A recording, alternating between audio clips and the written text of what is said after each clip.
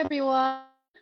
Hello, maghapon sa inyong lahat. I hope everybody can hear me clearly. Isang magandang hapon to all our attendees today, sa lahat ng mga nanonood sa Facebook Live, all our panelists.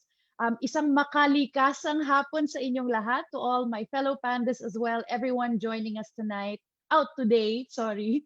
Welcome to Smart Cities Lead, Community Solutions for No Plastics in Nature, part of WWF's No Plastic in Nature initiative, as we celebrate the International Plastic Free Month of July. Our online event today aims to feature our plastic smart city sites, including Manila City, Davao City, San Isidro, Davao Oriental, Island Garden City of Samal, and Donsol, Sorsogon, to highlight community-led innovative solutions to address plastic pollution. We've invited a set of passionate and driven leaders and change makers from our partner communities, local government, and local businesses.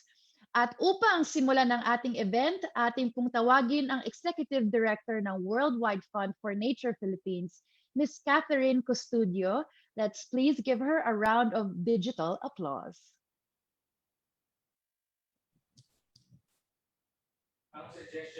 Hello, good afternoon. Can you see me? Hi. Yes, hello. Great. Hello, Ms. Trin. Good morning. Thank you so much, Pia. Good afternoon to all, especially our partners joining today. Maraming salamat. And to all of you who've tuned in, either on this Zoom or on Facebook, good afternoon. I can see from the chat that we have guests, not only from the Philippines, but from other countries as well. So maraming salamat. So I'd like to start off with a story of 4 people named everybody, somebody, anybody, and nobody. There was an important job to be done, and everybody was asked to do it. Everybody was sure somebody would do it. Anybody could have done it, but nobody did it. Somebody got angry about that because it was everybody's job. Everybody thought anybody could do it, but nobody realized that everybody wouldn't do it. So everybody blamed somebody when nobody did what anybody could have done. So I'm sure you've experienced situations like this before. And this is a story I heard from one of my mentors. And it's sort of what got us to the state of being one of the top plastic polluters in the world. But in the story is also the solution, which is that we all have a role to play, and that even our biggest problems are possible to address if we work together. So there's also another quote I would like to borrow, and that is, better for millions of people to do zero waste imperfectly than a handful doing it perfectly. Although we're not talking about zero waste exactly, we are working towards no plastics in nature. And the work includes reducing the amount of plastics being produced and reducing plastic leakage into the environment. Imagine a leaky bucket. Tatakpan natin yung butas, pero mahalaga ring hihinaan yung gripo. So it is so important that we tackle our plastics problem, not simply to take ourselves out of the top global ranking of plastic polluters, but because it is affecting our health and our oceans. WWF commissioned a plastics ingestion study a couple of years ago that found up to 5 grams of plastics getting into our food every week. That's credit card size that we are potentially eating every week. And that is through our water and other food items such as shellfish and salt. So we are a marine country. We're an archipelago. So much coastline and so much ocean resource, meaning that is also matched with so much opportunity for ocean pollution. We have extraordinary vulnerability being at the crosshairs of so many factors. One of the top mega biodiverse countries, vulnerable to climate impacts, a large population, and 16% living in poverty. The challenges are interconnected, and so the solutions also need to be connecting lives, livelihood, and nature. So this webinar today is about the solutions that connect and that give hope, because these are linking lives, livelihood, and nature in addressing the plastics problem. So I'm so pleased that we are working with Donsol Sorsogon, the Island Garden City of Samal, San Isidro and Davao Oriental, Davao City, and the City of Manila, all with different profiles, with different approaches, and showing very different and creative ways that people are addressing plastics issues. They can be models for many others. I really look forward to hear what everyone has to share today, and I thank you for your partnership and your solidarity. I wish that all participants here today can take from the examples. We welcome all your ideas and we welcome all your unique approaches. And remember, this is not about perfection, but it is about getting millions of people working together towards no plastics in nature. If you remember the story, anybody and everybody can do their part. So yun lang po. Thank you very much for the opportunity to open today. Have a good afternoon. Thank you. Thank you so much, Ms. Trin, for that very warm welcome and inspiring message. I love the story that you said at the beginning. Nakaka-relate talaga. And permission to repost po dahil ang ganda nung shinare nyo kanina. WWF recognizes that there's no single solution to addressing plastic pollution. And it is with this understanding that Plastic Smart Cities deploys a comprehensive strategy that engages all actors, including communities, governments, and businesses. So our next speaker for today is a community leader from Donsol Sorsogon to share with us their Plastic Smart Cities journey and give more light to their women-led community solution to plastic pollution. Let us all welcome the President of Kalipunan ng Liping Pilipina, or Kalipi, Ms. Wilma Arevalo. Yes, good afternoon everyone. This is Wilma Arevalo, Kalipunan ng Liping Pilipina, President, Donsol Chapter. Kalipi is Kalipunan ng Liping Pilipina. Kalipi has 260 members and officers. We are the big group, women's in the municipality of Donsol. Our vision, all women have choice and opportunity to their lives in dignity, with equal access and an economic and social opportunity and freedom from violence. Our mission, to provide and safety, counseling support, and advocacy for women and their children. We are fleeing violence while we also working towards more equality in society, where the inherent value of women is recognized and celebrated. Okay, please, my presentation.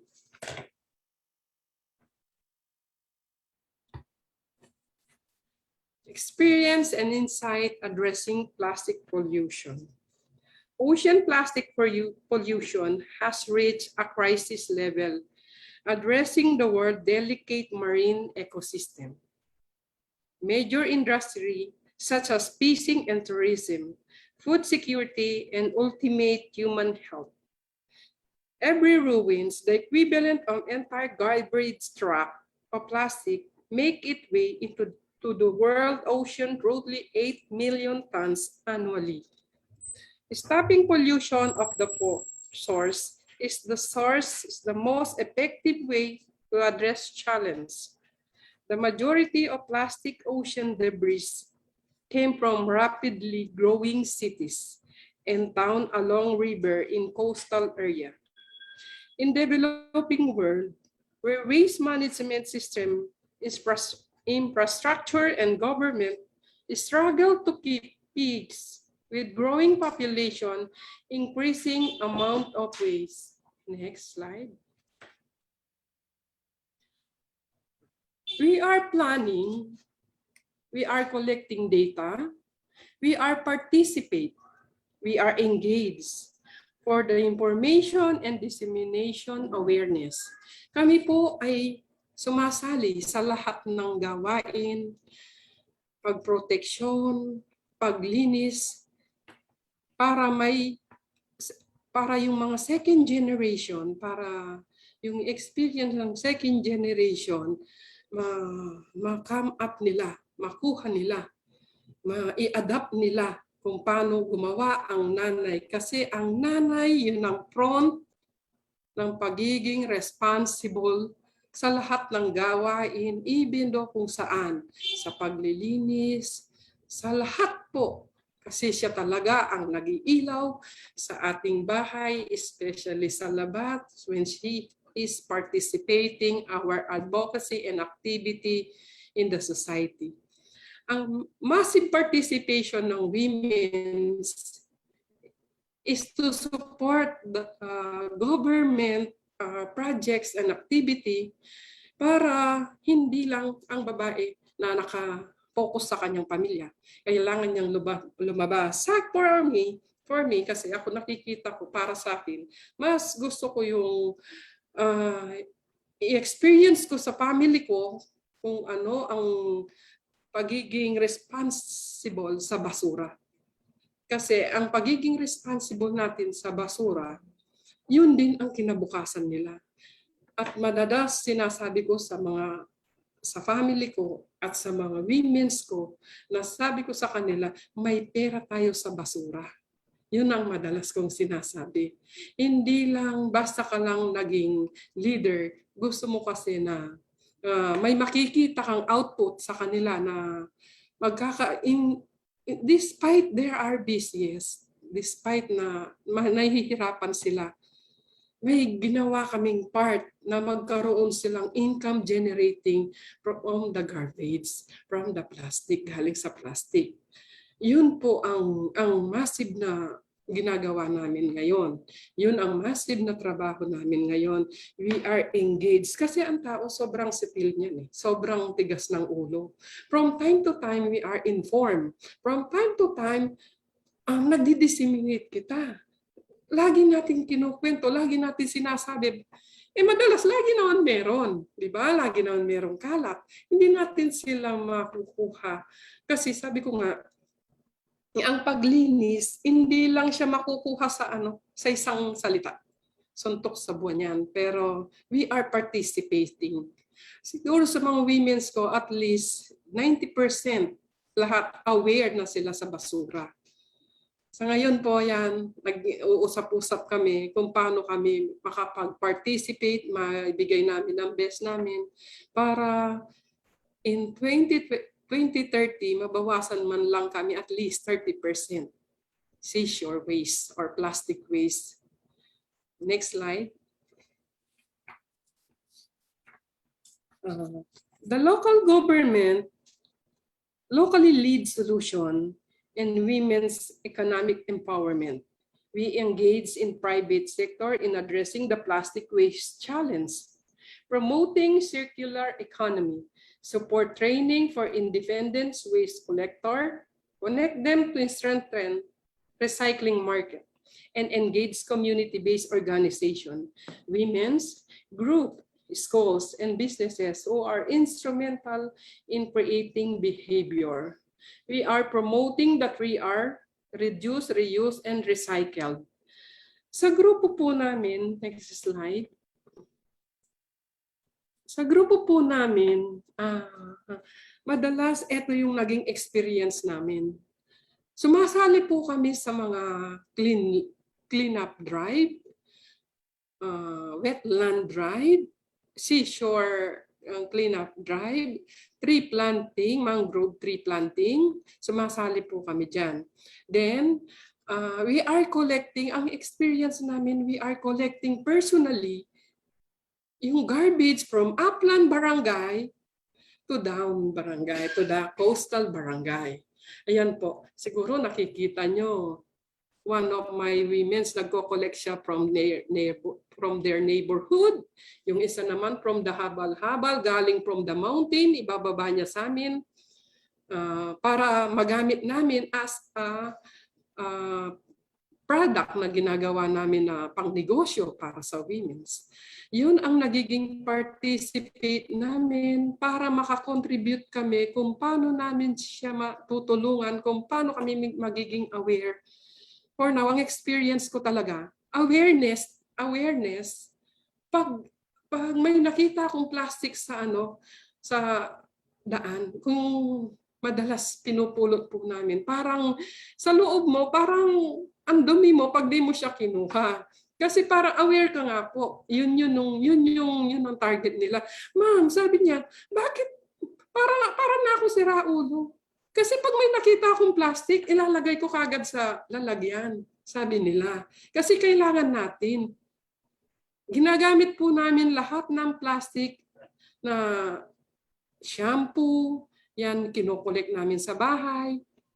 Ginagawa namin siyang stop toys. Yung nakikita niyo po before namin, ang experience namin dyan siguro medyo malaking oras. Di sabi niya, ma'am, maski na pakunti-kunti, meron tayong negosyo. At least, nakakalinis ka na, kumikita ka pa. Kaya marami na pong pumupunta sa amin nagpapaturo ng ganitong sistema kung paano namin siya kinukuha. Pag kuha po namin sa mga bahay-bahay, sa mga kapitbahay, sa bundok, binababa sa amin, pupunta po na po yan sa washing area. Yan po yung process niya para lang maging pasunod-sunod.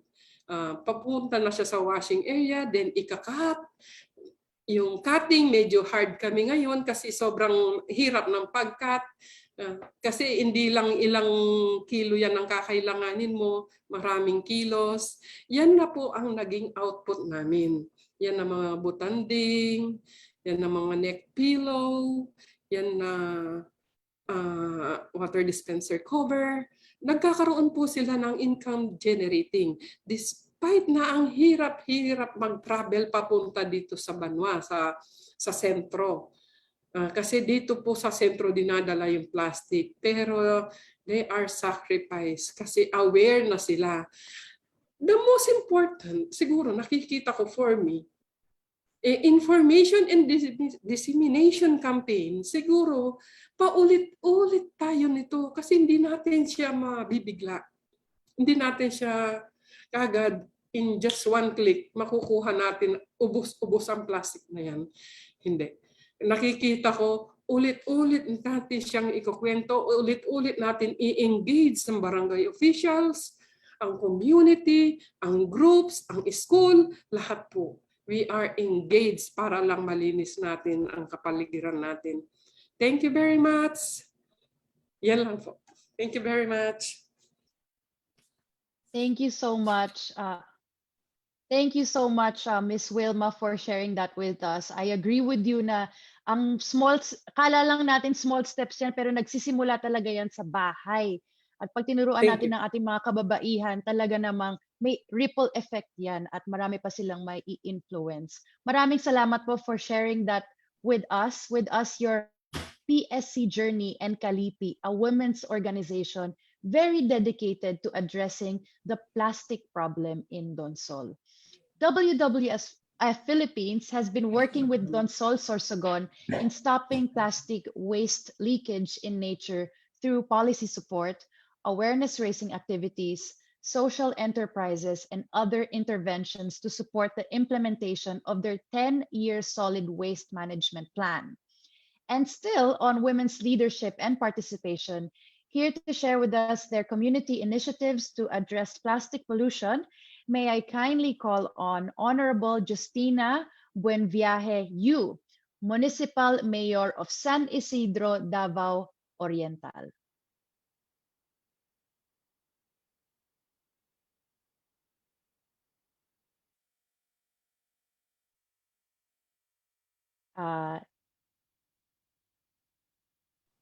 Mayor, andyan po ba? Ayan po, ayan. Good Pero afternoon nauusan po. na ako. Good afternoon, Sige Miss po. Universe. Good afternoon po. Maraming salamat po. Sige po, go ahead po. Let me tell you first all about San my town was created in 1890. Republic Act 47, 47 is a third-class town until now in the whole province of Davao Oriental, and it consists of 7 coastal barangays and 9 upland barangays. It has an area of 27,500 hectares. Its coastline is 27 kilometers, with an estimated population of 36,671 as of December 31, 2020. Yes. So, paano na kami nakaumpisa ng ayaw na namin sa plastic? Pili na ako sa plastic program. Started as an intervention to the actual incidences of marine turtles mortalities along 7 coastal barangays. Since 2013, the local government unit has sadly retrieved 22 stranded dead turtles and 12 pinaalis namin, pinauwi sa dagat. And it all came from the 7 coastal barangays of San Isidro. All these have been turned over to us by well-meaning fishermen and families who live along the coastal barangay. So far, San Isidro has, in our small museum, 7 species of sea turtles. 1 green sea turtle, we have at least 2 leatherback turtle, at least 3 olive ridley turtles, hawkbill turtle, and loggerhead turtles, all preserved na imbalsamo namin para makita ng aming mga kabataan at ng lahat ng tao dito sa Isidro dapat alagaan at huwag hulihin at kainin. Kasi may mga fishermen na kukain ng and so we have actually an ordinance in San Isidro against catching and well, selling or eating live turtle. The LGU has 3 bantay dagat. His work it is to patrol daily and monitor publican sighting sa 7 coastal barangays. Since June, the LGU takes care of 3 nesting area right now, no?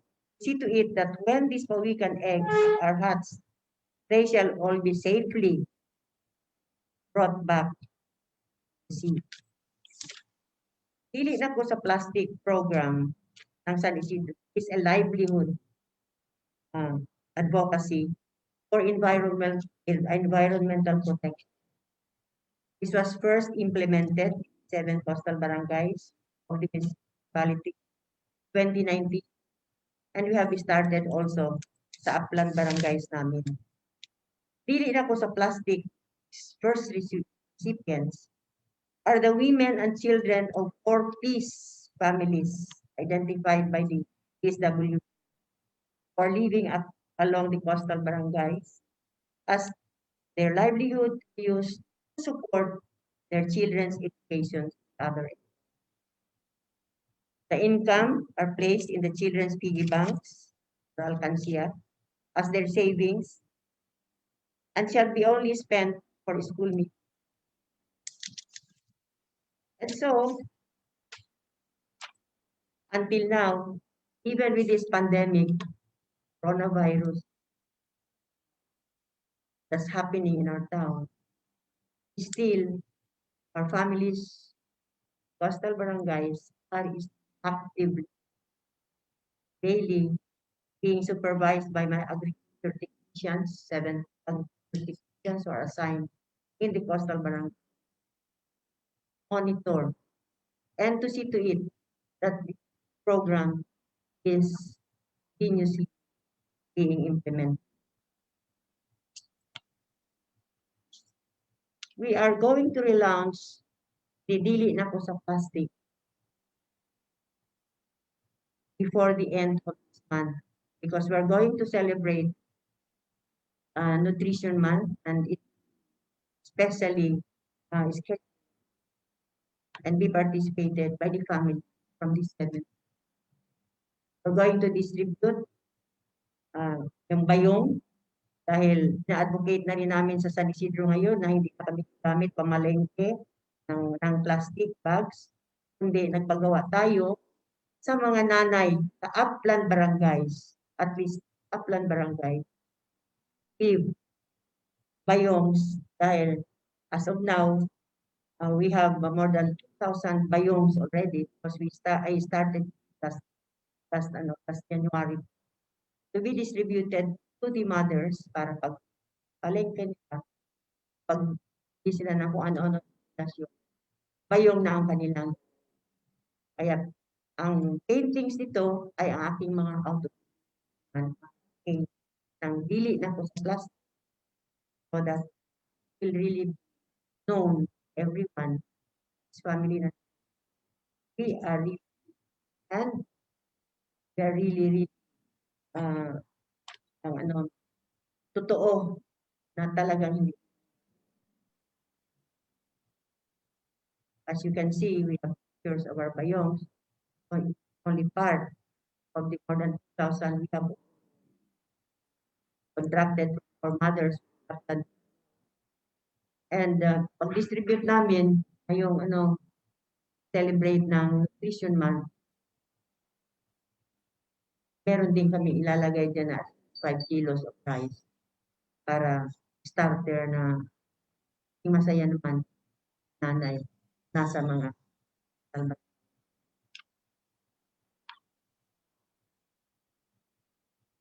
I read somewhere that I will also inform you that San Isidro cares. We take care of our environment from this. The municipality of San Isidro is the town of the country only in forest, which has an area of 1,230. The topmost forest is only bonsai or pygmy forest. All the trees there, highest is 7 feet high. And if Miss Universe will climb it, she will be like Miss Gulliver watching over her with an area of 1,000. Mount Hamigitan Race Wildlife Sanctuary has an area of 6,000 or 60. Only and the first World Heritage Site now inscribed by UNESCO in June 2020, and the fourth ASEAN Heritage Park inscribed by ASEAN in Myanmar last October 31. So I hope that all our guests and Ms. Worsbach will pay a visit to San Isidro and see not only our ocean that's very, very in Davao region, were declared as second cleanest ocean, malinis at magandang karagatan last February 21.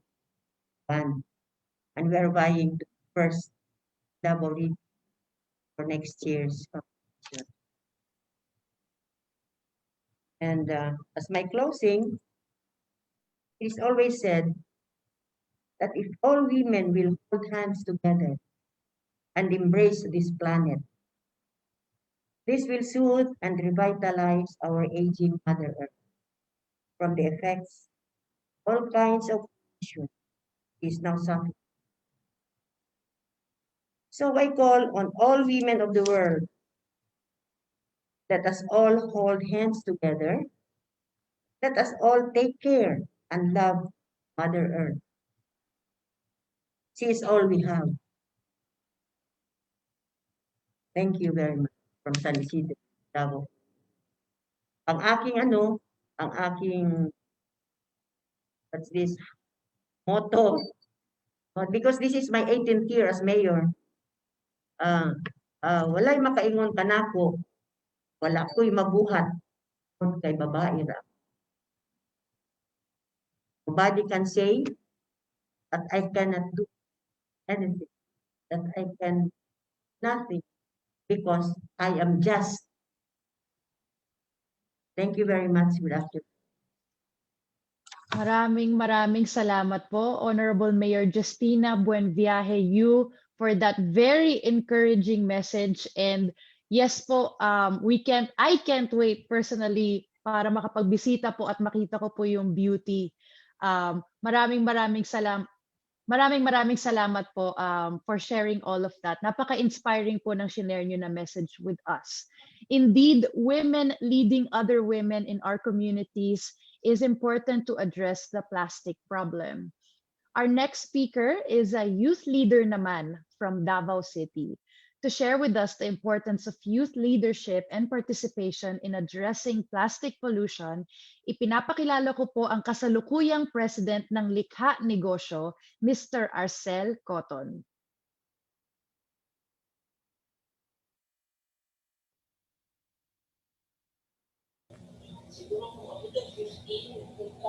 Hello, Arcel.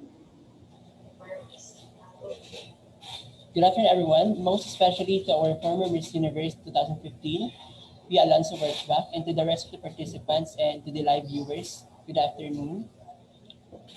I'm Arcel Cotton, a Sangguniang Kabataan Agawad in Barangay 23C, Davao City, and an advocate for plastic solution initiatives in the city of Davao.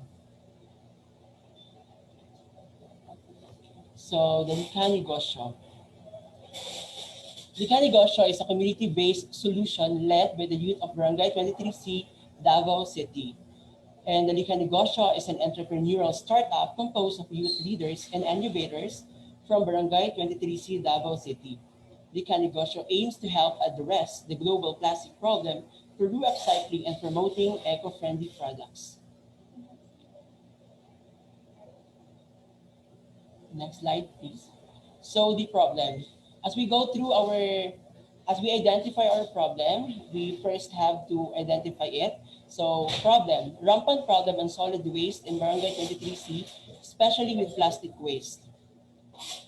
There is a persistent problem of plastic waste in Barangay 23C.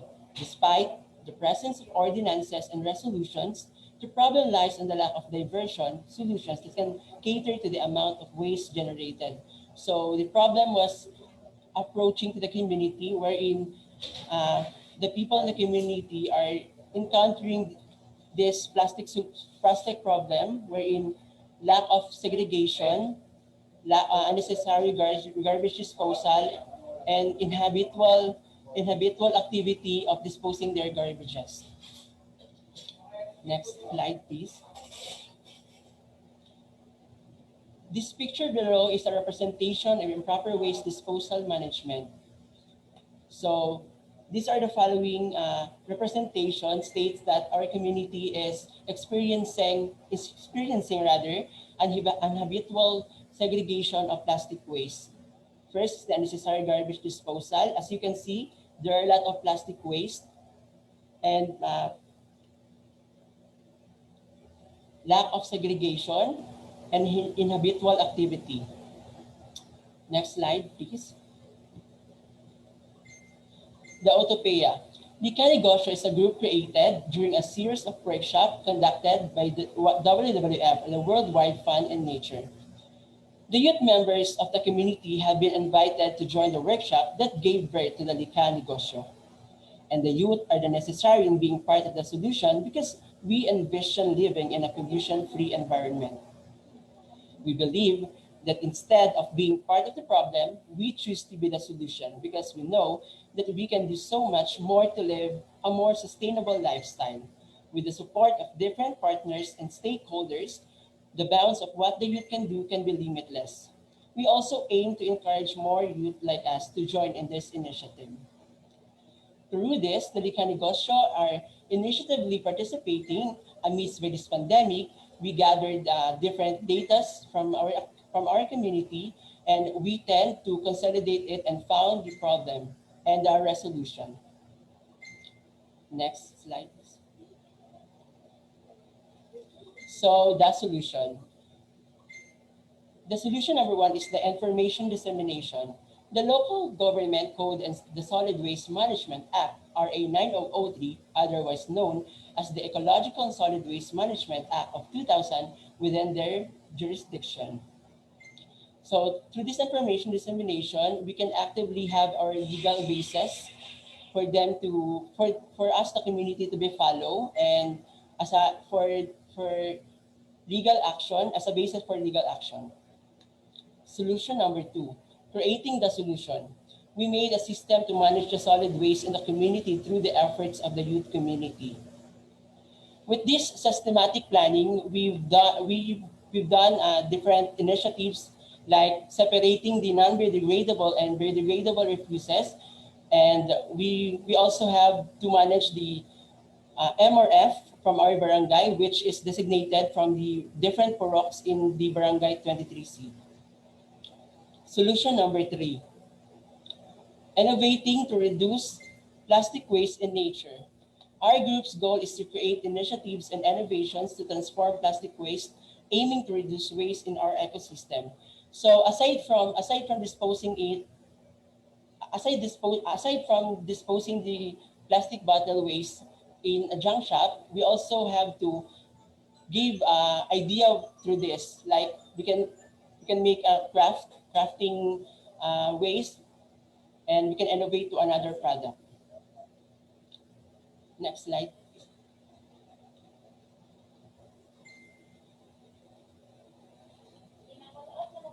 So here are the example of the product or service we do in our community. We collect plastic waste from sari-sari stores and the barangay MRF. Recyclables are sold to junk shops, while other waste will be diverted into a different product. Next, please. Excuse me.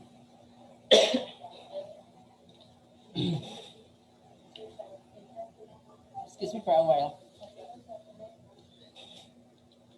Birth of product or service. The diagram shows the cycle process of the product service of Likanegosyo. As you can see, the first step, household plastic bottle waste, will be collected by the Likanegosyo member, and it will change into sari-sari store item they desire.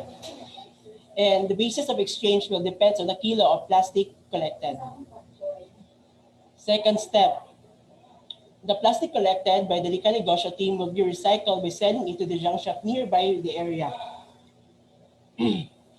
Upon disposing it, we clearly identify that the solid plastic waste will be should be clean and readily to dispose.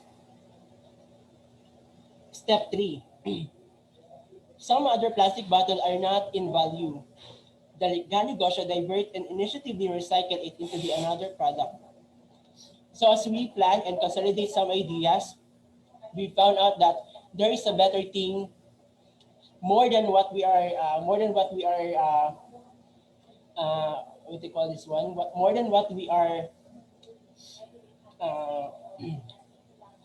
limitless idea regarding to plastic bottle waste. Next slide, please.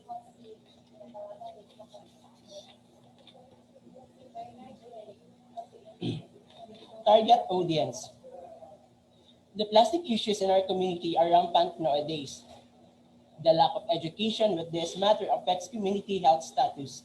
With this activity, Lika Negosyo will help recalibrate steps towards decreasing plastic bottle waste, even other garbage waste, from seabed in the community, seabed areas rather, in the community will be eliminated. In addition, if the people will manage self-concern and will activate with the learning from the Lika Negosyo, everyone will be productive. The youth community will lead on this change.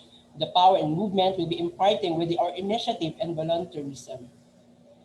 So, as we all know that if we propose this program, we also have to initiatively see what would be the result. So that our target audience is the people in the community and the youth in the community, which is our prior and major concern. So here are also the sample products. Next slide, please. Next, please.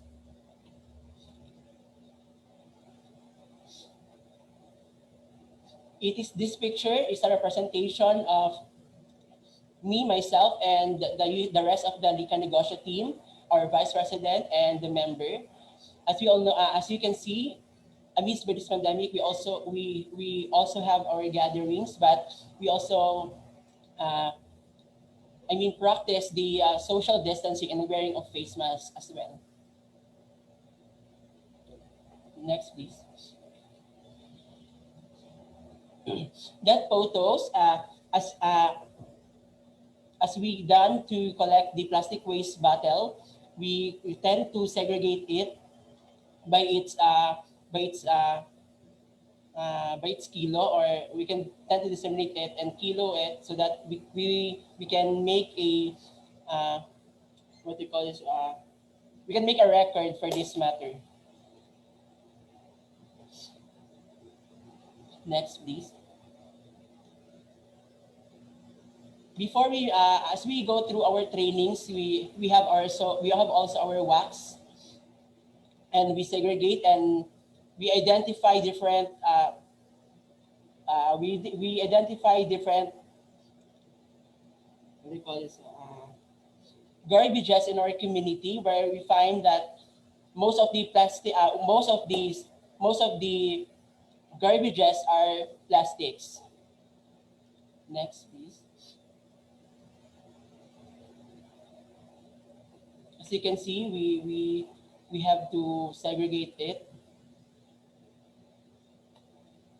and the rest of you are participative.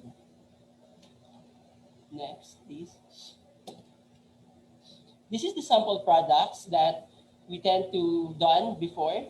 So this is the initial product, is known to be a throw pillow made up of shredded single-use plastics. For now, this is our initial product, but our group plans to create more. Amidst this pandemic, some of our targeted activities were not realized, but we were still doing our best efforts to address the plastic solution in our barangay with the support of the Barangay Council. For the next few months, we plan on developing more products using the collected waste, and we are also currently preparing in establishing our plastic-free store, which is the first one in our barangay. As of this time, we put up a segregation facility in our nearest coastal area. This is segregation facility where we can put the plastic bottles, and we tend to maximize the number of plastic bottles in the community. Next, please.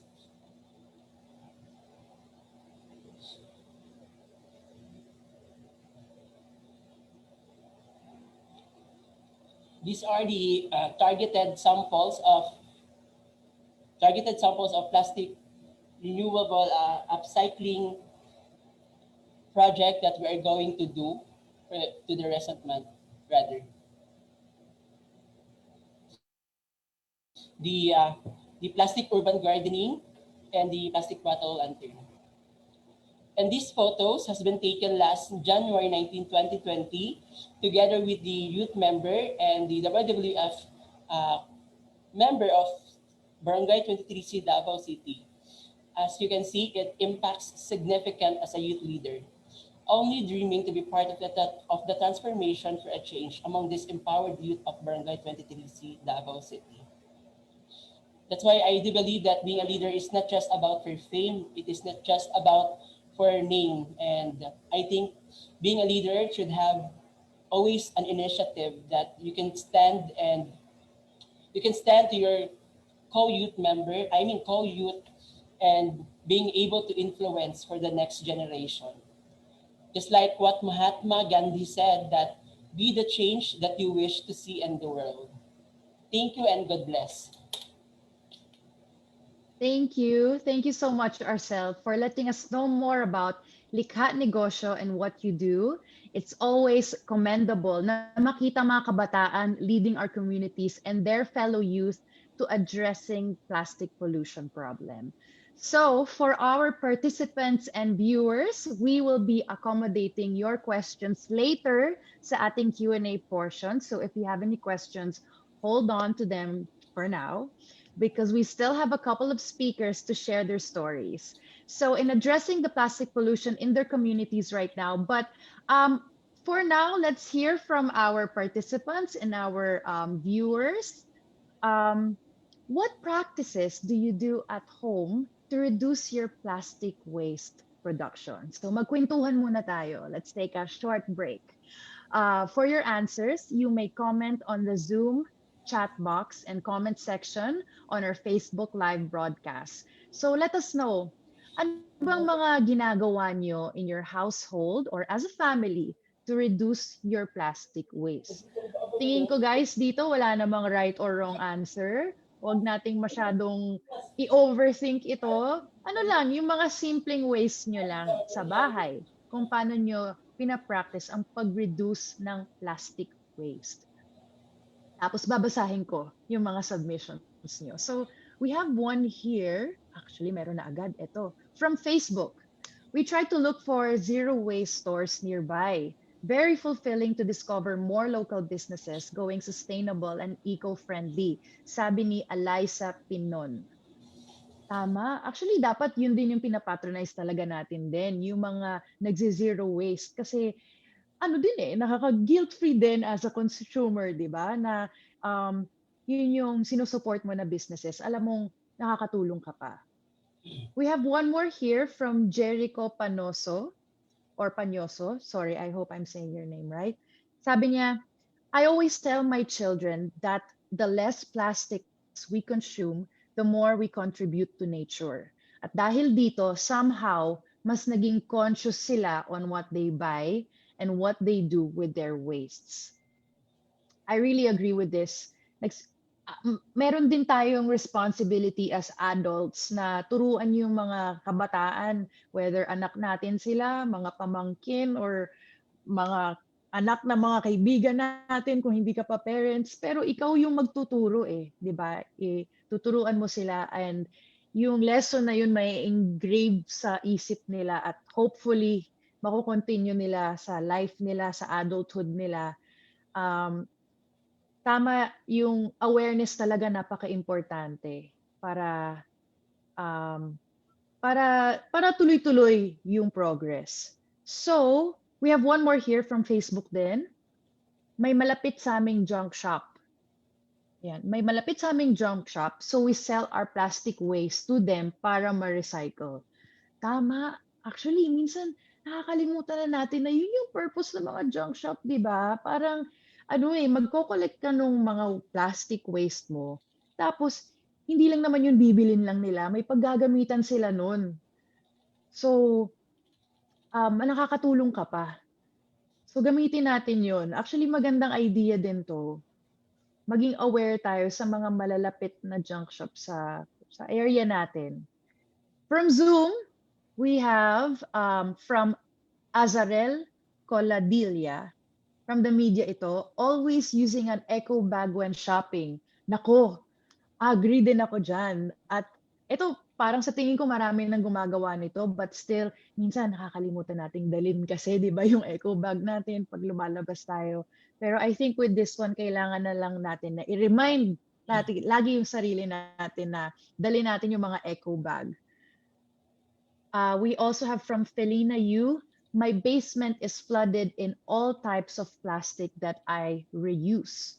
I collect caps of bottles, even remove the plastics from Tetra brick milk and juice cartons, and a small way to protect our Mother Earth and give to a helper to resell. Okay din na idea yon. Kasi minsan iisip natin na isang product, well, konti lang naman yung plastic sa kanya, tapos hindi na natin, alam mo yun, yung tendency parang, siguro hindi ito. Siguro doon ako sa plastic bottle para buo-buong plastic. Pero pwede rin naman na ganun, di ba? Yung hiwa-hiwalayin mo siya at kunin mo yung plastic doon sa product. Tama. From Kisha Albahera, we plant veggies and herbs at home. Sustainability is the key. Tama, Kisha. I agree with that. Lalo na itong pandemic na to, I think a lot more of us are becoming, munti ko na sabihin green-minded. Hindi yun hindi yung ganong green-minded. Conscious of our, yung sa bahay, nagsisimula na magtanim, nagsisimula na magkaroon ng sariling garden, nagsisimula na magtanim ng sarili nilang mga halaman. Hindi lang naman dahil magandang tingnan, pero ang sarap din ng feeling na ikaw yung nagtanim nun, tapos makakain mo pa siya. Last from Margaret Alia Pangan. Sabi niya, we recycle our plastics at the PLAF. Prefer shops with plastic-free packaging or request for plastic-free packaging. And always bring an eco kit whenever we go out to replace single-use plastics offered by restaurants and shops. Agreed. Tamang-tama din to.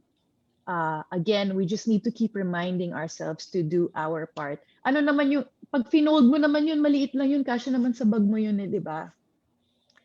And of course, before we proceed, I would like to say a big hello to our fellow pandas who are watching us right now. Sila Robelson Fernandez and Mikey Coanco Jaworski. Hello guys, kumusta kayo? Thank you for watching this live. Maraming salamat to our fellow pandas for the support. Okay, well, thank you so much for everyone na nag-submit.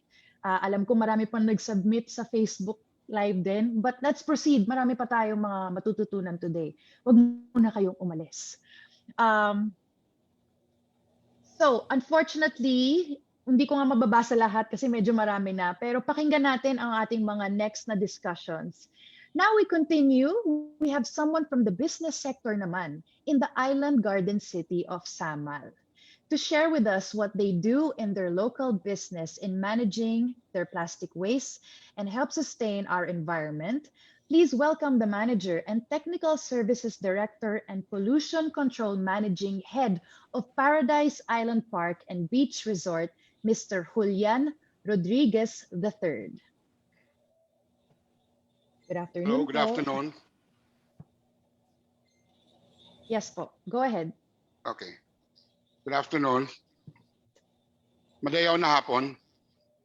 I am Julian Rodriguez III, Resort Manager, Technical Services Director, and Pollution Control Managing Head of Paradise Island Park and Beach Resort. Paradise Island is located in the island garden city of Samal, Davao del Norte. Igacos, Samal Island, also known as Samal Island, is situated at the center of Davao Gulf. All visitors and residents going in and out of Samal Island, by the way, have to pass through Davao City. 35 years ago, Paradise Island started with around 4 employees. Slowly, business grew, and of course, not without obstacles and problems, especially since the island then had no electricity and water. All this we survived with hard work, perseverance, and blood, sweat, and tears. Now, Paradise Island and Beach Resort employs 250 people for its operations, majority of which are from the island. Pre-pandemic, actually, we were up to 350 employees. We have 85 rooms available for accommodations, and the resort uses around 4 hectares of the family property with a 500-meter beach line of pristine blue waters, and white sand. Our restaurant can accommodate 1,600 people, but due to DOT and IATF protocols, we are now limited to 800. The beach property, which belongs to the Rodriguez family for 3 generations, started out as a weekend and holiday getaway for the family. Right from the very start, our parents instilled and taught us the discipline to maintain cleanliness and protect the environment at the beach. Whenever we would be here, the initial chore was always to clean the beach and shoreline of garbage and waste materials, especially plastics. The discipline of maintaining cleanliness has now been carried down to the present. If there is anything that we can really brag about, aside from good food and service, this would be being one of the cleanest waste and garbage-free resorts in the Davao region. We have 3 major acts that we focus on waste management. 1 is collection, of course. 2, we have segregation and sorting. And 3, proper disposal. At the resort, these are the kinds of waste that we get and we segregate. We have metals. Number 1, we have metals. These are cans, various construction materials like steel sheets, steel bars, and other metal products, which are then sold to the junk shop. We also have paper. Number 2, paper, like paper bags and cartons. This also goes to the junk shop. So some of this, by the way, also goes to our farm, which are used as fertilizer. Number 3, we have glass. By glass, then we have the jars and liquor bottles. Soft drink and beer bottles are not really a problem because the company who supplies this takes them back. The other bottles are delivered to the city landfill for disposal. Then we have compost. Compost, which is kitchen waste, vegetable and fruit peels, and food waste, mostly leftovers. Also adding a few maybe small leaves and grass cuttings to this. These are packed in individual containers, sealed, and brought to our farm, Pomelo Farm, also on the island, for processing into organic fertilizers. Next, we have hazardous A. Hazardous A, we have used oil. Used oil would be probably kitchen cooking oil. Used cooking oil is recycled. We have somebody who picks it up here and is recycled into fuel. We also have a few batteries that we also sell to the junk shop. But then there's another one, light bulbs, which is also hazardous. Is individually packed and separated and also dumped in a separate special place in the city landfill. Hazardous B, this just came in a few, maybe 6 or 8 months ago, when the pandemic started. We have PPEs. With this and other personal waste and domestic waste, we are now considering this as hazardous, especially tissues, napkins, diapers, and the like, because of this hygienic problem that we have right now and safety problem, safety issues, by the way. Lastly, we have plastics. Plastics, the most formidable foe of all the waste, especially the single use. So hard to eradicate. Why? Because they're cheap. They're easy to use. They're readily available. They're light. They're long lasting for packaging. They're waterproof and very easy to produce. In fact, we at the start, we thought it was really impossible. But now we have to be innovative in managing plastics. How does the resort solve this? We try to reuse and reduce and educate employees on plastics. Number 1, it's important to start with your own. On our waste management operations, my brother, Narciso Rodriguez, our resort operations manager, had the advocacy of having a zero waste resort. Paradise Island has its own materials recovery facility and landfill within the property. We maintain a clean and healthy resort, and it has always been a priority. All employees and personnel are required to actively reduce and reuse waste. They all help in keeping the place clean and picking up any garbage they see. Everybody is required of this discipline of picking up garbage. Strategically located waste trash bins around the resort for non-bio and bio and PPEs are also very, very important. If there is no proper way or proper area or proper place to put the waste, then the waste will surely go into the ground or into the sea. For waste reduction, the resort purchases in bulk. And if possible, we buy reusable containers. Waste management for plastic should be preventive. From the start, upon marketing and purchasing, proper planning and knowledge on packaging of materials is important. Only packaging plastics that are reusable and recyclable should be prioritized. And we also use, by the way, our own plastic crates and containers, which we reuse for purchases. This we put our marketing goods like meat and fish and vegetables.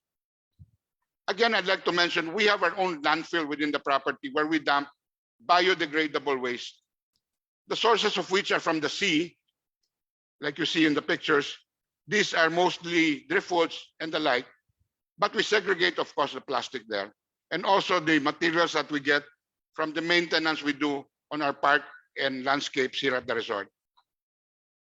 Other segregated waste that are non-biodegradable, including plastics, are all delivered to the LGU landfill. The Igacos LGU, by the way, strictly requires segregation and sorting of all garbage that is delivered to their landfill. They will not accept unsegregated or unsorted waste.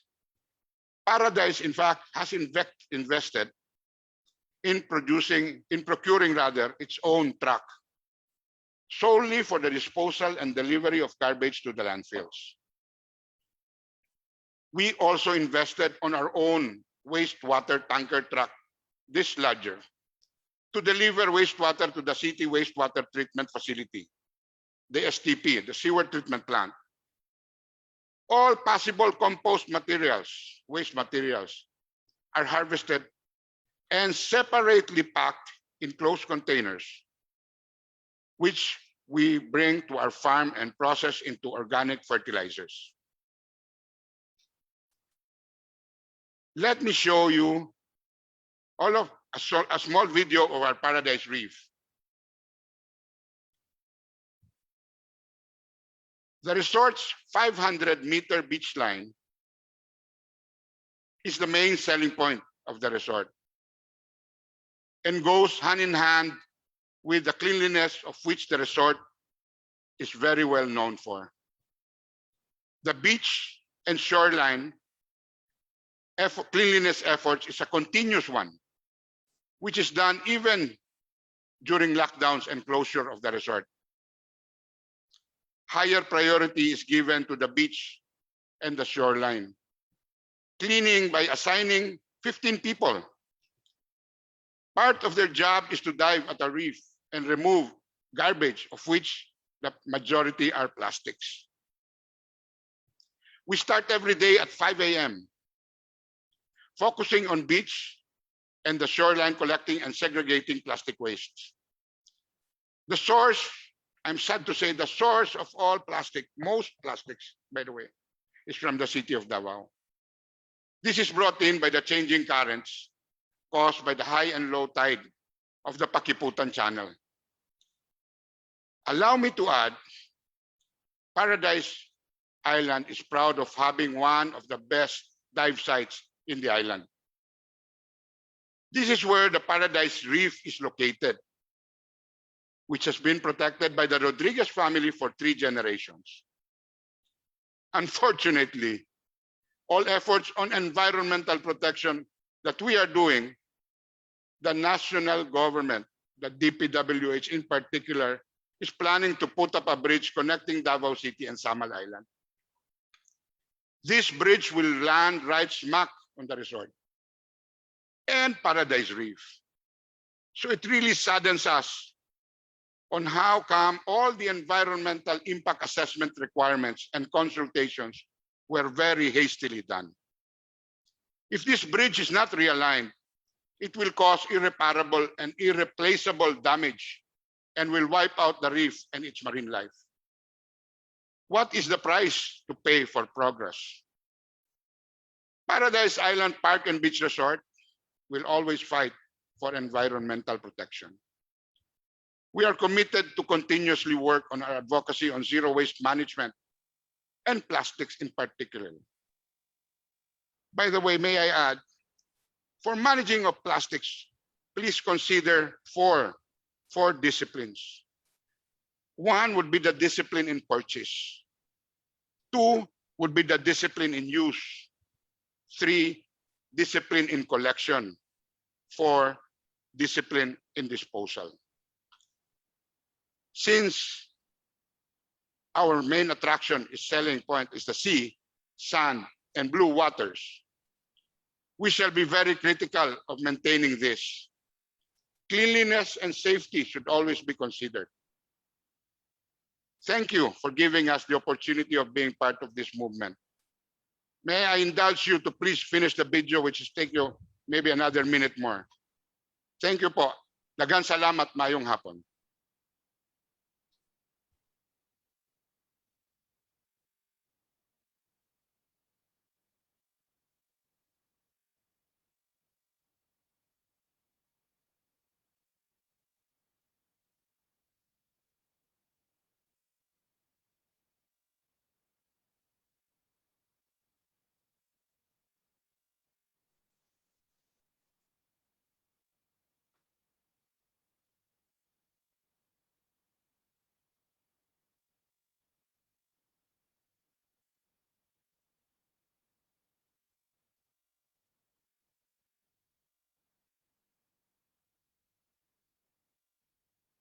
Okay, maraming salamat po. Daghang salamat po, Sir Julian, for sharing that with us.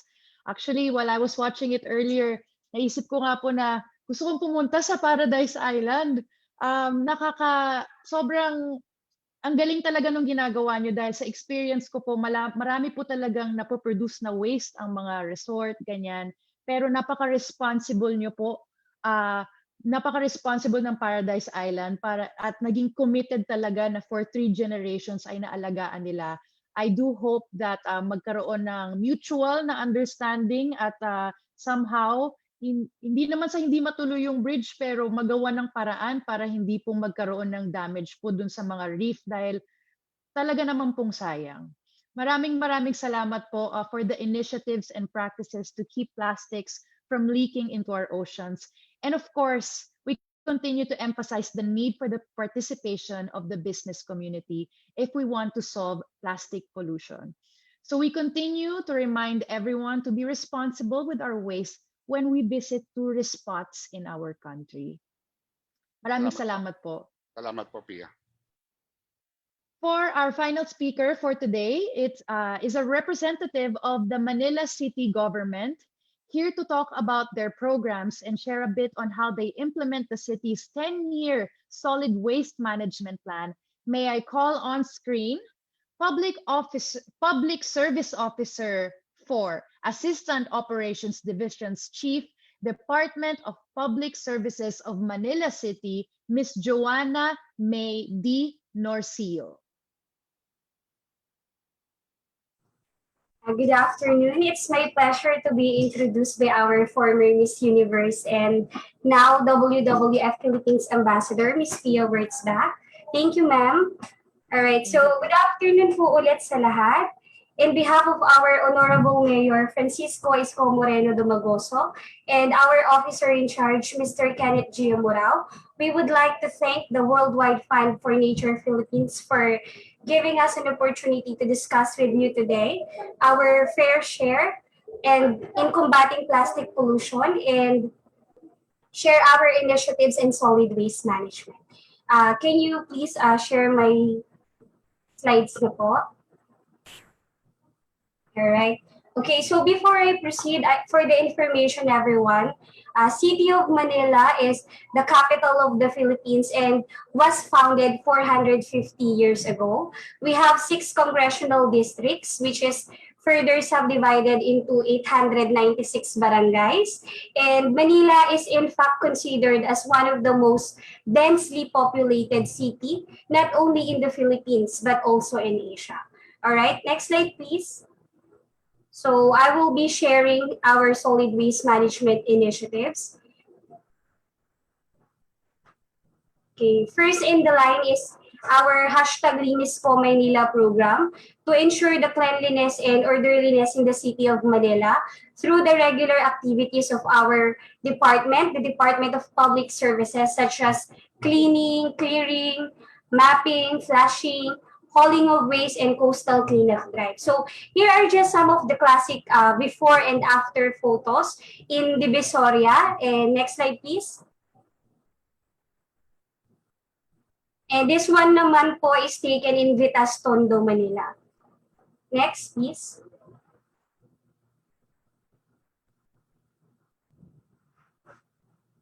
All right, so as part of our hashtag Linis Po Maynila program, we have designated separate teams without any other goal but to pick up trash and clean up water bodies. These teams are meant to address the different waterfronts of the city, specifically the Baywalk Rojas Boulevard, Baseco Beach area, and our creeks, which lessens the chances of plastic waste to float to the open sea. As a matter of fact, as you can see on the screen, we have received international recognition as Manila Bayani for our massive cleanup efforts in the nation's capital during the celebration of the International Coastal Cleanup last year. The next slides will be the classic before and photo of as well of the Baywalk Rojas Boulevard, Baseco Beach, and Estero de San Lazaro. So, ayan po, araw-araw pong naglilinis yung aming Team Mandaragat in Baywalk, aming Baseco Beach Warriors in Baseco Beach area, and of course, yung aming pong Estero Rangers sa 31 esteros located in the city of Manila. So, everyday po yan, even Saturday and Sundays. Alright, next slide please. Okay, so amidst the pandemic, we are still doing extensive information, education, and communication campaign to raise awareness on RA 9003 or the Ecological Solid Waste Management. So we are doing it via Zoom, and we are also utilizing our social media, specifically our Facebook page, to expand the reach of our IEC postings. So the next slide will be the example of the content of our IEC module. So here it is. It shows the waste management hierarchy. This is from the National Solid Waste Management Commission. As you can see, we are promoting waste avoidance on the top of the pyramid, or the prevention of waste generation, as the most preferred option and the most effective way of efficient solid waste management. Sabi nga po nila, the most environmentally friendly product is the one you did not buy. So yun po yung waste avoidance. It is followed by the 3 R's, reduce, reuse, and recycle, then recovery and treatment. So after you exhaust all these efforts, that should be the only time you will consider the least preferred option, which is the disposal. Next po. All right, so let me show you now some of our waste diversion initiatives in the city of Manila. Okay, so first in the line is the Collect Kilo Kita para sa Walastik na Maynila. So this project seeks to improve the city's plastic waste management and aid in providing livelihood programs through incentivized waste segregation and collection. This is in partnership with Unilever Philippines, Republic Cement, and Cemex. On this project, we partnered with accredited junk shops where households can sell their flexible plastics by 3 pesos per kilogram, but they have to take note that the plastic that they would need to sell should be clean, cut, and dry. So dito po, all types of flexible plastics are being accepted, including single-use plastics, straw, plastic labo, plastic wrappers, yung commonly po na nalulukot natin, which are also considered as soft plastics. Okay, next po.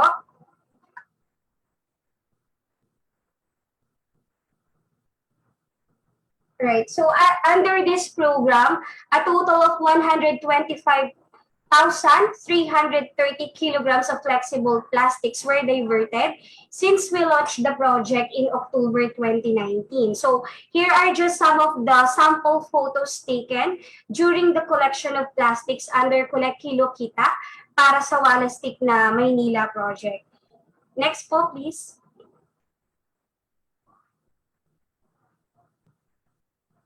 Okay, so this table naman po shows the breakdown of that 125,330 kilograms from our pilot barangays in Tondo, Santa Ana, Paco, Pandacan, Santa Mesa, Parola, and Baseco. So as of date, 125.33 metric tons. So that's a lot po, no? Imagine na yung ganito karaming plastic ay mapupunta sa ating katubigan or even in landfill where it will take hundreds of years before it decompose. So it's a good thing that we have this kind of project. Next po. Okay, pa-next na lang po. So here is a sample photo of our partner junk shop. Kung saan po yung community can easily sell their collected plastic. So meron naman po doon tarpaulin nung kung tungkol saan yung proyekto and kung ano po yung pwede nilang ibenta. Next po. I just need to reiterate, no, nakakatuwa po na right now, kasi before plastic sachets or wrappers are not being accepted in junk shops, they have no value. But under this project, nagkaroon na po sila ng value and yung mga community po, napilitan po sila or naging motivated po sila na mag-segregate lalo dahil ngayon po ay mapapakinabangan na nila yung dating walang pakinabang na mga single-use plastics. Alright, second po is Alas Kalikasan Wrapper Redemption Project. This is in partnership with Alaska Milk Corporation and Republic Cement, and it aims to address the plastic problem in the city of Manila and at the same time provide nutrition at the grassroots level through responsible disposal of plastics. Basically, it has the same mechanics with Collect Kilo Kita para sa Walastik na Maynila. The only difference is that in this project, in every 3 kilograms of flexible plastics, again, 165 grams of Alaska fortified powdered milk will be given in exchange. Next po.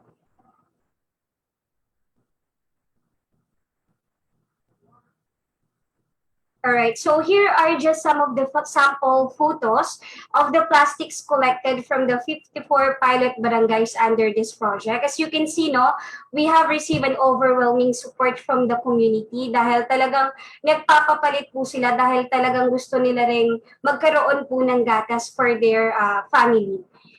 In fact, a total of 24.24 metric tons of plastics were already collected under this project. So sa next slide po, naka-breakdown po iyon. Ito po siya. So we have pilot areas in zones 8, 9, 73, and 61. And ito po ay for the year 1 lang ng aming project since we launched it in mid-2020 last year po. So right now, we have received the second batch of Alaska milk products. Yung mga photos po nasa next slide. Okay, So, ito po yung second batch nung ating project. So, Alaska sent this to us last month, and we already distributed this to our pilot barangays for our year 2 project. So, napakaganda kasi tuloy-tuloy siya dahil overwhelming support po ang ating nare-receive sa community. Third po, we have the Aling Tindera, a Waste to Cash program. So this program incentivizes women-owned sari-sari stores to become collection points for post-consumer plastic waste. This program is in partnership with Plastic Credit Exchange, founded by Ms. Nanette Medved po. So unlike the two first projects that I discussed earlier, wherein only flexible plastics are being accepted, on this project, all types of plastics can be accepted, including tires, PET bottles, and even plastic packaging of personal care products. Next po.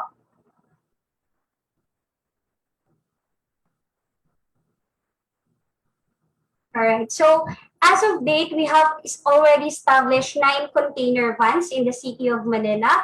These container vans are meant to be the temporary storage of the plastics that will be collected prior to hauling. So, depende po sa available area sa barangay, we can deploy 20-foot or 10-foot container van. As of date, next slide po, a total of 18,027 kilograms of plastics na po yung aming nakolekta under this project.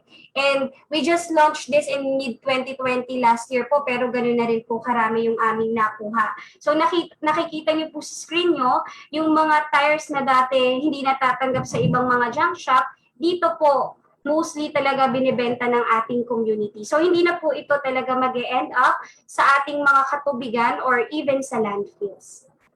Next po. Okay. Okay, so yung next slide po namin is the picture of the plastic factory set. We are happy to share po na we are one of the recipients nitong plastic factory set donated by Department of Environment and Natural Resources Office. We have received this last April 2021, but we are still in the process of finalizing its permanent location. All right, so next slide po. Actually, we conducted a dry run last April 2021 for the plastic factory machine and equipment. So as you can see, we were able to make a chair made from 100% flexible plastics like plastic wrappers, sandbags, and other single-use plastics. So 100% po yan na soft plastics. Hopefully, we can be operational by next 2 to 3 months. Next po. Okay, so just recently po, our Honorable Mayor, Francisco Isko Moreno Dumagoso, entered into a memorandum of agreement with Coca-Cola Philippines for our Tapon to Ipon project. Under this project, 6 plastic benches and trash bins were installed in Cartilla ng Katipunan, just in front of Manila City Hall. So each plastic bench is made up from more or less 3,200 plastic bottles. So at least po yung mga PET bottles na tinatapon natin, nagiging benches na rin po siya na ini-install sa mga parks ng City of Manila. So since we launched this po, a total of, can you please proceed to the next slide po? Next slide in po. So, since we launched this, a total of 60 kilograms of PET bottles were already collected in Cartilla ng Katipunan. So, ito pong mga bottles na to, dinadala po ito sa recycling plant ng Coca-Cola in Cavite to be recycled again to become new plastic bottles. Next.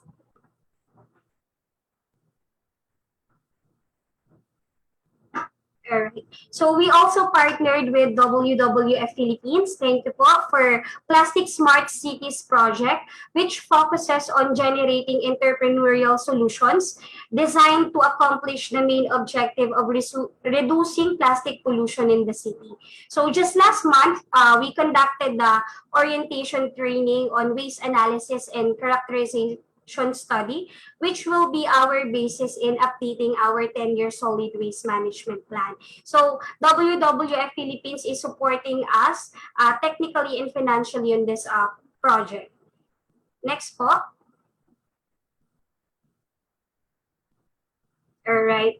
So as a result of our initiatives and efforts in improving our solid waste management, we were awarded as the most improved local government unit in National Capital Region during the conducted 2020 assessment of LGU's compliance with Manila Bay Cleanup, Rehabilitation and Preservation Program. Next po.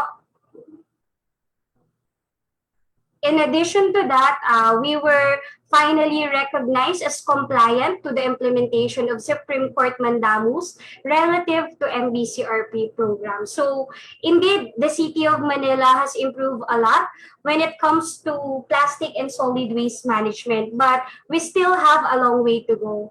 Nevertheless, I believe that through the collaborative efforts of the community, the private sector, non-government organization, and of course the government, together hand in hand, we can achieve better in the future towards our common goal to stop the flow of plastic pollution in the waters surrounding our country. We just have to always remember that there is no such thing as a way when we throw anything away, because our waste must go somewhere else, and maybe it can come back to us in the form of environmental pollution. So we are encouraging everyone to please do their part in achieving a better solid waste management for a greener Philippines. That's it from my end po. Thank you so much for listening. Wow, thank you so much, Miss Joanna, for that very informative presentation. Nakaka-proud yung ginagawa ng City of Manila. We really appreciate our local government's willingness to collaborate with us in addressing the plastics problem.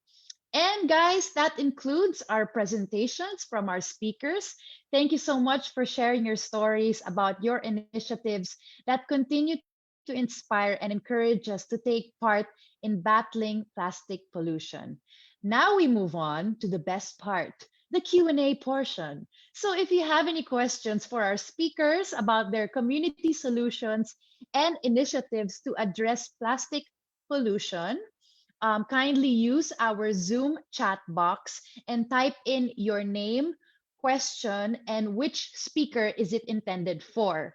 I-on nyo na rin po yung mga camera nyo para naman makita namin ang inyong mga beautiful faces.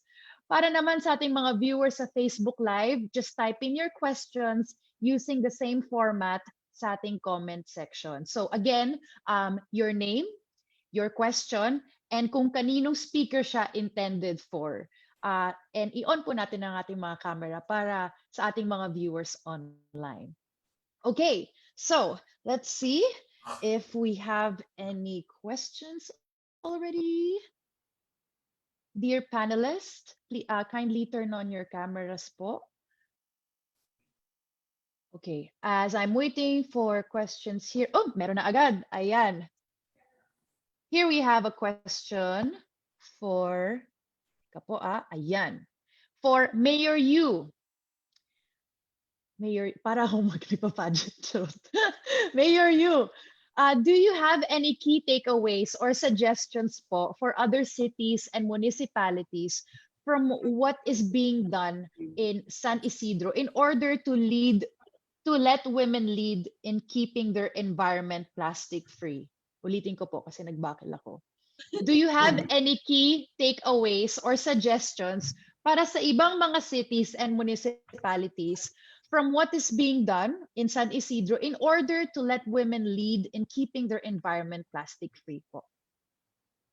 First of all, let them understand paniwalay ang ating bayan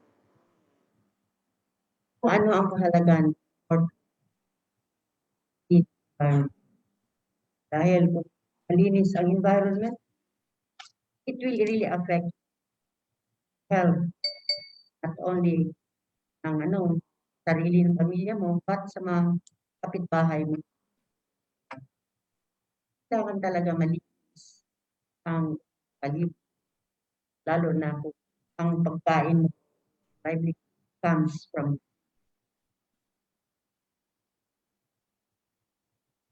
Salamat po. May follow-up question pa po dito. Why is it important for women to have a leadership role in addressing plastic pollution? Very important as mothers. Tayo talaga ang dapat, dahil tayo ang nag-iisip anong malinis na pagkain ng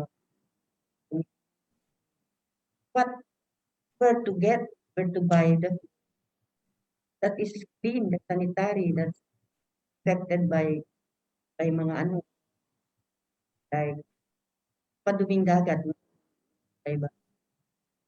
Dapat talaga tayong mga nanay sa cleanliness at sanitary ng all members of the family. And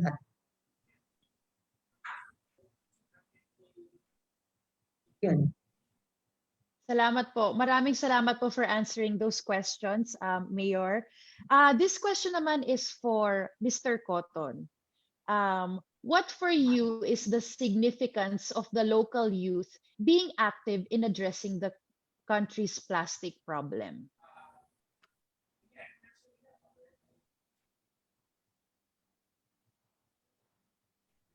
Hi, Arcel. Sorry, nakamute ka yata. Ayan. I think the most significant factor that the youth community is embracing right now is that we have our initiative in order to help this project to be sustainable. Just like I also give them some advice, or this stereotype, let them know, I mean, this stereotype of segregating those plastic bottles will be eradicated in the near future, ma'am. I hope that, I think that my leadership will lead on their way. Very beautifully said. And may isa pa akong follow-up. Do you have any recommendations for other youth and other youth organizations that are also interested in tackling the plastic problem? I think, ma'am, it is very useful that we should always be aware in something that is happening in our community.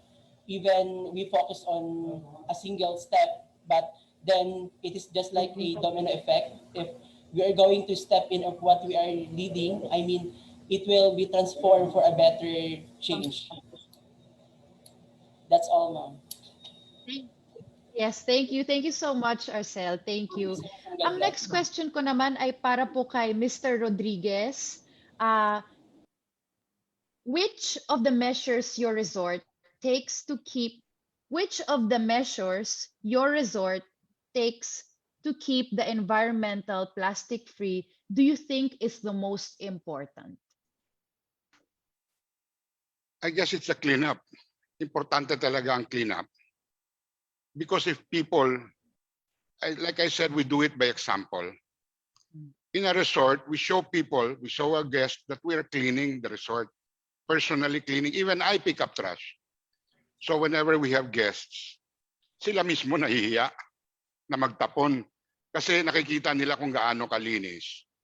At pati lahat ng mga tao namin at talagang they take the effort to pick up garbage. So like I said, we instill the discipline first with us and then we try to pass it on to others. Kasi mahirap naman sabihin mo to be clean if you yourself are not clean.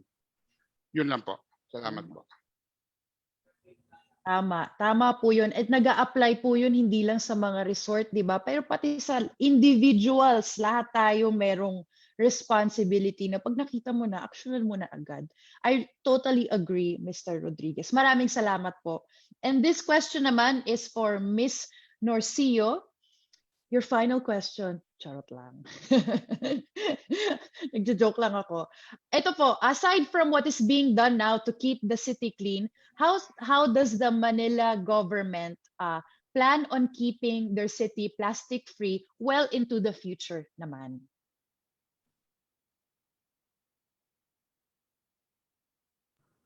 All right. So thank you po for that question, Ma'am Tia.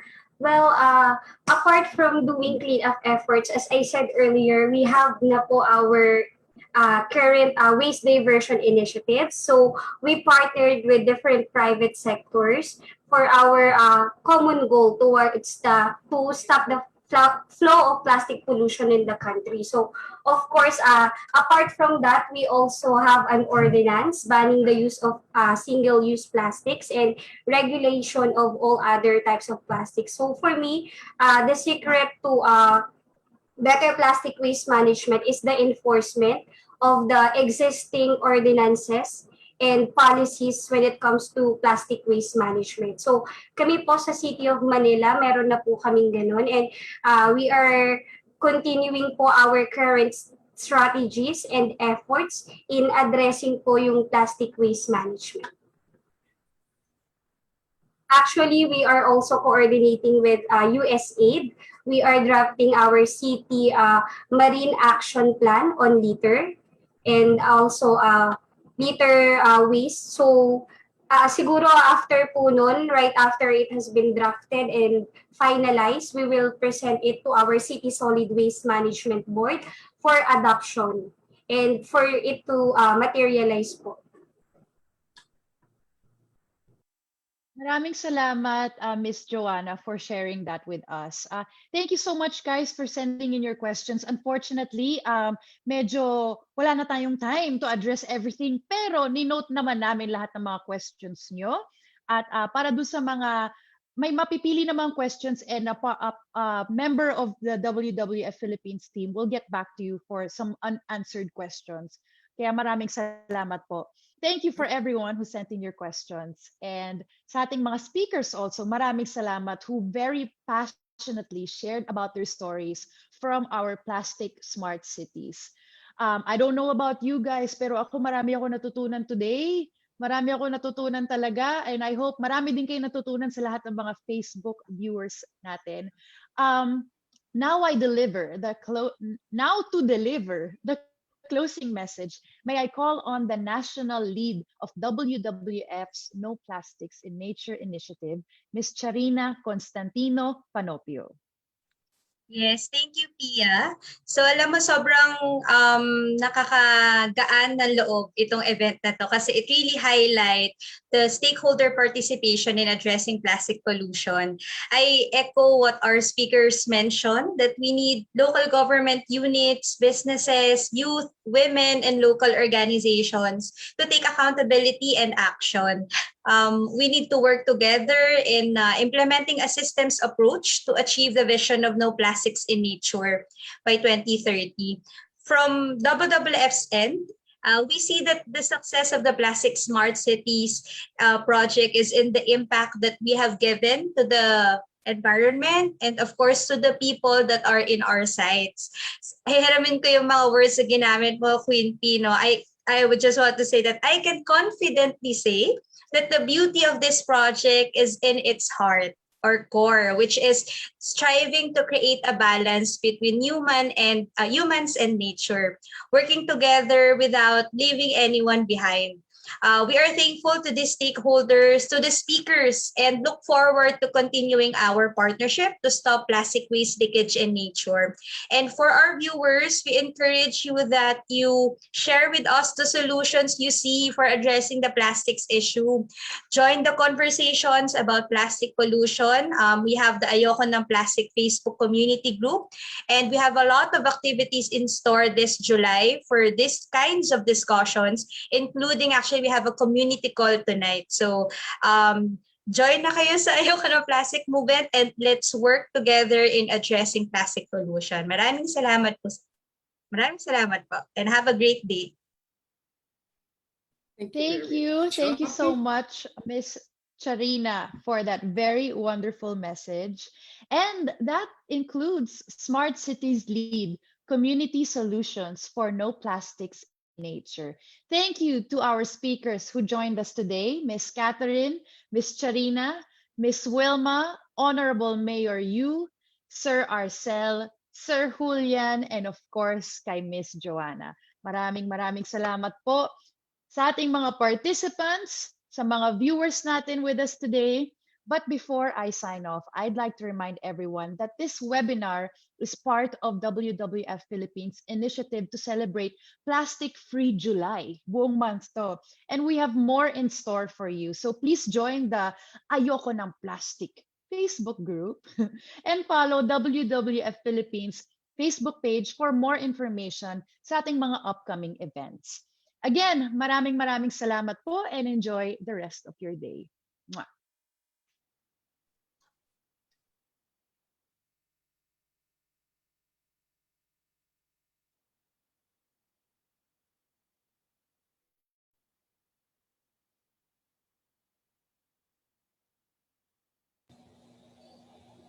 Bye, Ma'am Pia. Thank you.